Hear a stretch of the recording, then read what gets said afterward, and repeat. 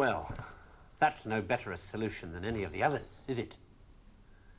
So, in the end, have we learned anything from this look at why the world turned out the way it did that's of any use to us in our future? Something, I think. That the key to why things change is the key to everything. How easy is it for knowledge to spread? And that in the past, the people who made change happen were the people who had that knowledge, whether they were craftsmen or kings. Today, the people who make things change, the people who have that knowledge, are the scientists and the technologists who are the true driving force of humanity. And before you say, what about the Beethovens and the Michelangelos? Let me suggest something with which you may disagree violently. That at best, the products of human emotion, art, philosophy, politics, music, literature, are interpretations of the world that tell you more about the guy who's talking than about the world he's talking about.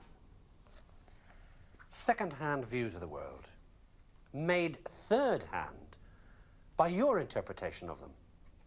Things like that, as opposed to this. Know what it is? It's a bunch of amino acids, the stuff that goes to build up a worm or a geranium or you. This stuff's easier to take, isn't it? Understandable. Got people in it. This scientific knowledge is hard to take because it removes the reassuring crutches of opinion, ideology, and leaves only what is demonstrably true about the world. And the reason why so many people may be thinking about throwing away those crutches is because, thanks to science and technology, they have begun to know that they don't know so much, and that if they are to have more say in what happens to their lives, more freedom to develop their abilities to the full, they have to be helped towards that knowledge that they know exists and that they don't possess. And by help towards that knowledge, I don't mean give everybody a computer and say, help yourself. Where would you even start? No, I mean trying to find ways to translate the knowledge, to teach us to ask the right questions. See, we're on the edge of a revolution in communications technology that is going to make that more possible than ever before. Or, if that's not done, to cause an explosion of knowledge that will leave those of us who don't have access to it as powerless as if we were deaf, dumb, and blind. And I don't think most people want that. So what do we do about it? I don't know.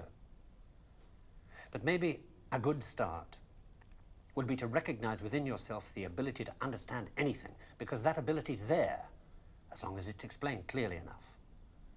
And then go and ask for explanations. And if you're thinking right now, what do I ask for? Ask yourself if there's anything in your life that you want changed. That's where to start.